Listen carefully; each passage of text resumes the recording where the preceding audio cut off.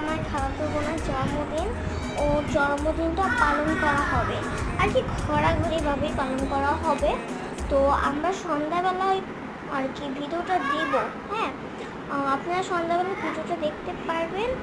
তো আপনারা যদি থাকেন, আমরা সুন্দর করে একটা ভিডিও করবো। আর আপনারা গেস করবেন আমি কী করবো, শাড়ি আর গাউন আর পার্টি ড্রেস।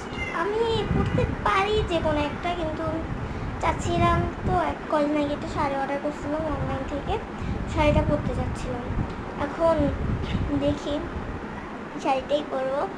শাড়িটা কী কালার আপনাদেরকে আমি বলে যাই, আপনারা বলে যাবেন। শাড়িটা হচ্ছে